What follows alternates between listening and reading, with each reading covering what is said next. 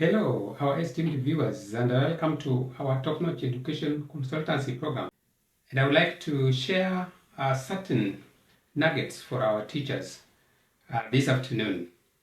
And I believe that this will go a long way in probing our thinking so that at the end of the day, we make some serious decisions on education matters. Today, I would like to talk about the subject of Edu-Preneurship. And I'll be asking some questions that is it possible for a teacher to teach and involve in businesses that are related to education at the same time and earn an extra coin? I believe this is possible because I'm talking against the background of the little salary that the government offers the teachers and also the high taxation regime that has recently been introduced by the government. And therefore, as teachers, we need to cushion ourselves and begin to consider Edu-Preneurship as an alternative source of income. And we do it in a matter that it doesn't compromise our work at school. We are asking these questions because we know that our teachers are hard hit when it comes to hard economic times that we are experiencing. We are also aware that teachers contribute a great deal to the economy and any other thing that deals with the livelihood of the Kenyan nation. Teachers are spread across the country, and remember that anytime a teacher earns a salary, that salary spills down to the grassroots level and to that old woman in the village. And therefore, we believe that teachers can as well take Edu-Preneurship as an alternative source of income. I strongly believe it is possible. There are what we call educationists or other teachers who are edupreneurs. They engage in businesses that are related to matters education. And I want to give possibilities of these businesses that are related to education that teachers can do comfortably and still earn an extra coin. Number one is writing books. I want to implore our teachers that there are so many people, outsiders, that are now coming into the education sector to challenge them. They are writing books on behalf of the teachers, and yet teachers are the ones who are teaching our children.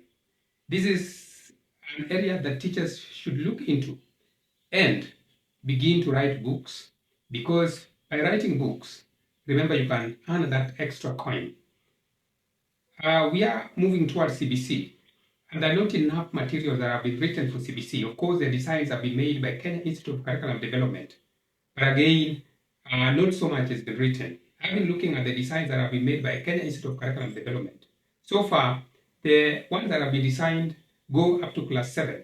In fact, there are not so much that have been done for class 8, 9, 10, 11, 12 going forward. And I believe that teachers can take advantage of this and begin to write books for CBC.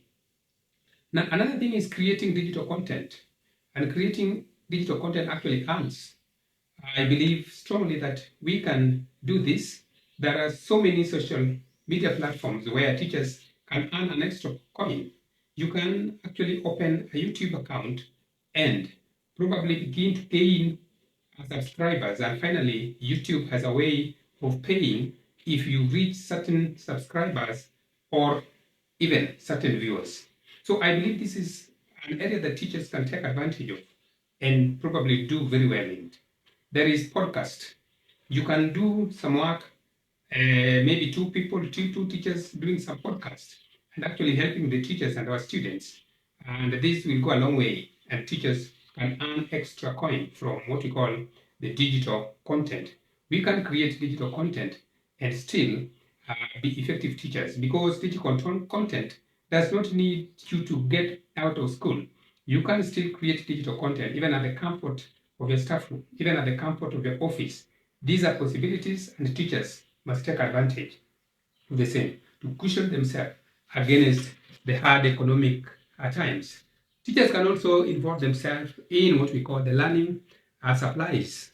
I believe this is a business that teachers can do very comfortably because they have networks with schools. This is possible if they can do supplies. Uh, of course, sometimes they talk about the finances, but I know of institutions or the circles that support the teachers. Like, for instance, the teachers that teach at high school have Mwalimu Sacco. They can come as a group, as investors, and do serious business, probably trying to establish a supplies kind of business and supply institution with some materials that are needed by our schools. Now, there is also the possibility of starting what we call teaching online. This is now a possibility, and many teachers are doing it through Zoom, through other social platforms. It works perfectly, and we have seen so many people who are not even actually in the educational field earning some extra coin out of this. And so we want to appeal to our teachers that there are opportunities out here, things that you can do, and you will still earn an extra coin. It doesn't mean that you must only teach. No, there are certain things that you can do within the provisions of teaching, and you shall have still disseminated information to our students or our pupils and still earn an extra coin.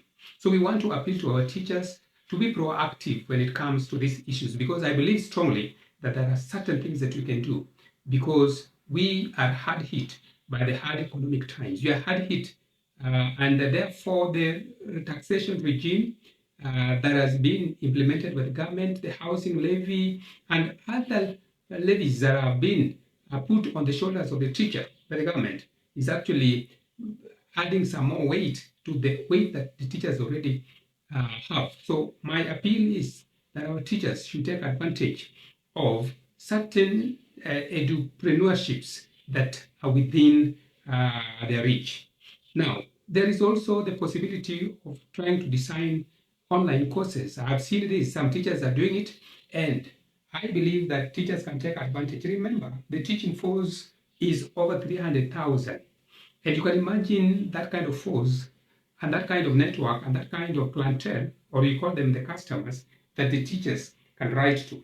If you add that to our parents and our students, it is a market that is over 1 million. So I want you to think along these lines, our teachers, even as you are getting ready to come back to school,